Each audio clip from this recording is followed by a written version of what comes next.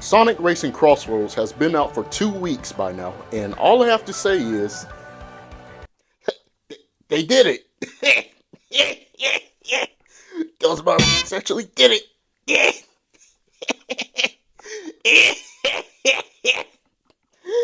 Oh man. Sega and Sonic team really knocked this one out of the park. This game is honestly one of the best Sonic racing games, if not one of my favorite racing games, period. What do I mean by this? Well, that's what I'm going to discuss in this video. Let's get into it! Okay.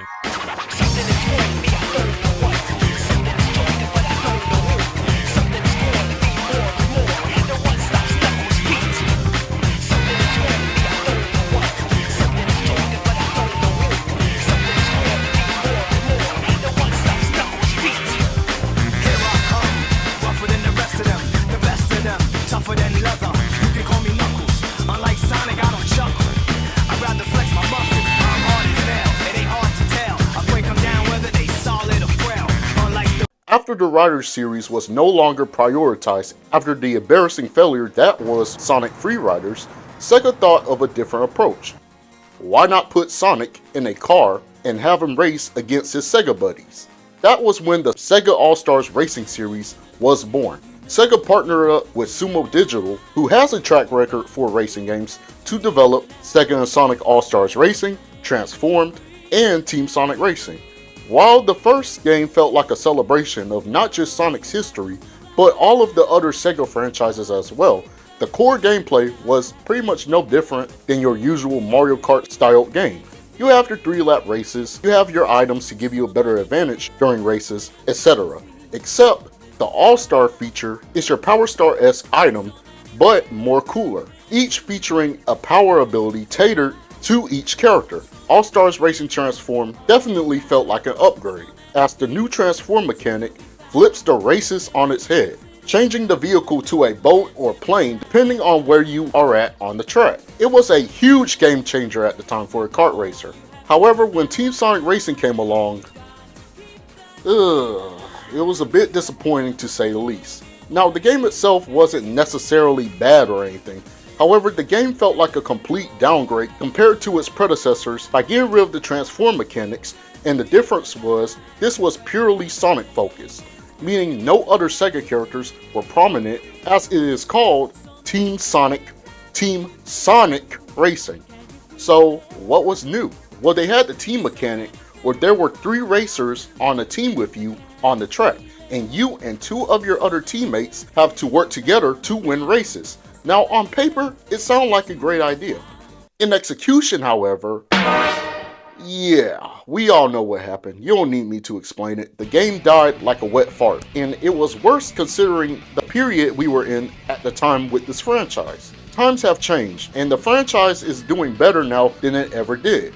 Last year with the Year of Shadow, with Sonic X Shadow Generations, and Sonic Movie 3, it felt good. However, we've gotten a CGI teaser during the Game Awards for a new Sonic racing game, and the title was dubbed Sonic Racing Crossworlds.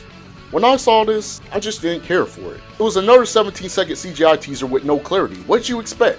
That all started to change earlier this year when the first real trailer was shown, and I was like, okay, alright, this is nice. The transform mechanics were returning, and not only that, but the extreme gearboards from Sonic Riders were making a return.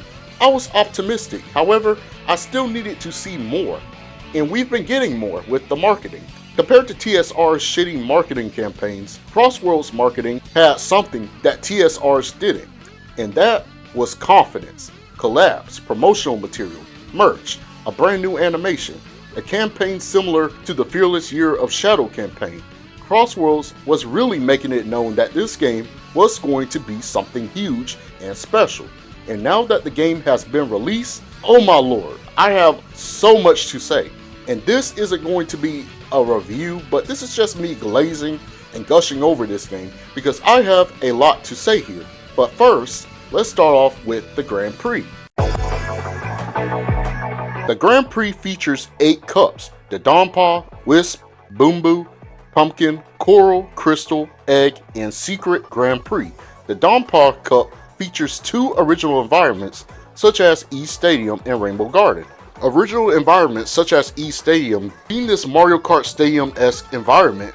Coral Town, while mostly inspired from Coral Cave from Rush Adventure, is an underwater themed environment, and Blizzard Valley being the snowy area being plowed over by Eggman's industrialization. To returning environments such as Sand Road from TSR, Radical Highway from SA2, Kronos Island from Sonic Frontiers, and for the first time, we have a 3D variation of Water Palace from Sonic Rush.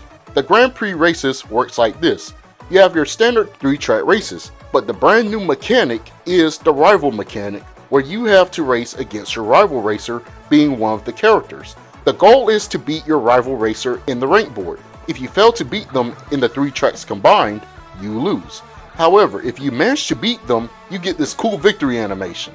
If you beat all 23 of the characters as rival racers, you get to unlock Supersonic as a playable character. Only in Grand Prix mode, because let's be real, if it was optional for online, it'll definitely be broken as because as expected, Supersonic doesn't take damage from items, so racing will be a breeze. So how is the core gameplay itself? Well,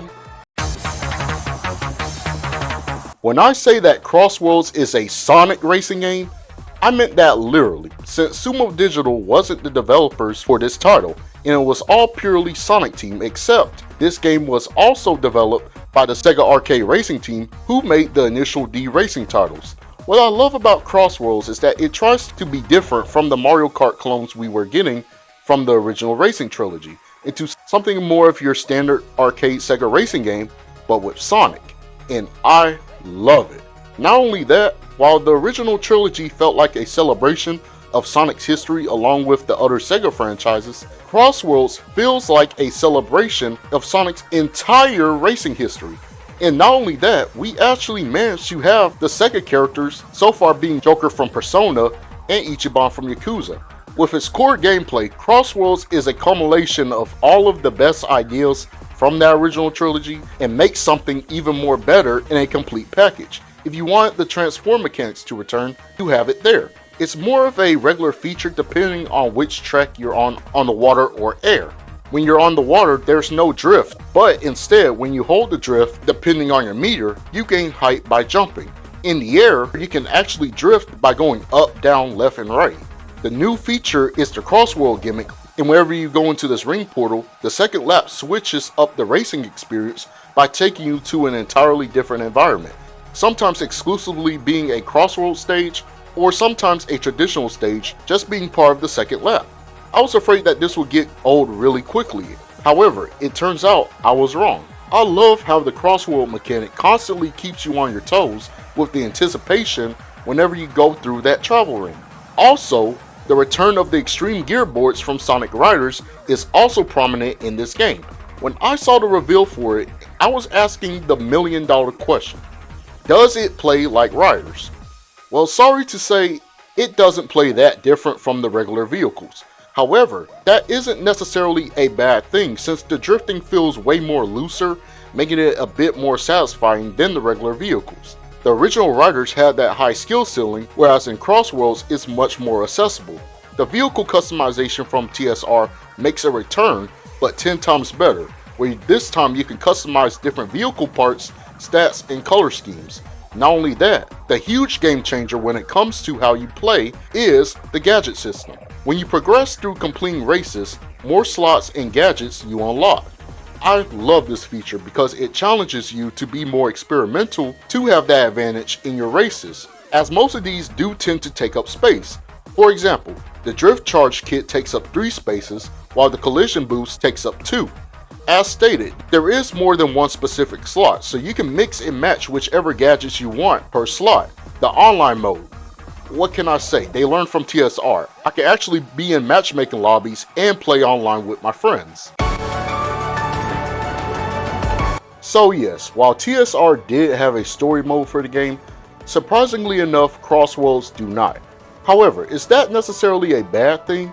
Absolutely not. Because I'm glad that they wanted to prioritize the gameplay aspect this time, since it is a fun time all around. So I can get behind this game not being held back by the shackles of having a story mode. although it would have been nice, but it's not a deal breaker for me personally. Now, I've stated earlier that you have rival racers featuring the other characters during the Grand Prix. These involve having neat character interactions amongst two of the cast members as they all smack talk each other before the race, giving you that sense of competition. For the most part, I really like these character interactions since they are very entertaining to see these characters get in each other's throats in sake of competition, as well as pairing up with other characters who have never interacted or we haven't seen interact. I say for the most part because can we talk about the elephant in the room here, or should I say the pink hedgehog in the room? Because I have to say this. Amy in Crossworlds is pretty much the worst portrayal of the character I've ever seen. It makes Amy in Frontiers feel like more of herself in that game than in Crossworlds, because what have they done to this girl? Are you for real? I was hoping for someone interesting, but it's just boring old you. I'm fascinating. Watch. You'll be captivated by my flawless racing victory. I know things can get heated out there, but this isn't a battle, alright? It's just a race! Keep it civil! I will prove to be the superior robot in all forms of competition. Cry about it on your own time. Me personally, I wouldn't take this level of disrespect. In the spirit of competition, I'll wish you a good race.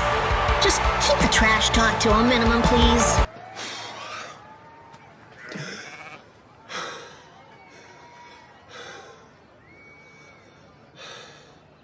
Where's the fire? Where's the energy? Like, stand the f*** up. I just find this new direction with this character from the English side of things a bit bizarre. Like, I'm not going into full detail, I literally made a whole series talking about that. But it's also bizarre how every other character is able to be exaggerated and shit talking each other, and then we have passive Amy over here telling folks to calm down just because it's a race? Yes, Amy, it is a race. You just proved your point. This whole group mom thing they're pushing with this character is just not it at all. But on the bright side of things, at least the Japanese dialogue was able to have Amy be herself a bit, so that's something, I guess. I just wish the English writers don't have to overcorrect this character, but anyways, most of the rival interactions, not you, were really good. But all in all, those were my thoughts. I'm really proud of Sonic Team and the developers pulling this off. This game definitely pulled a 180 to the point it can be the talk of the town and having great review scores. It's something I love to see. This game is honestly a good time all around. If you have any thoughts about Sonic Racing Crossworlds, let me know your thoughts in the comments down below because I love to hear them. And also, if you guys are new to the channel, don't forget to subscribe so you don't miss out on any future content. With that being said, have a good day, have a good night, and I'll see y'all in the next video. Peace!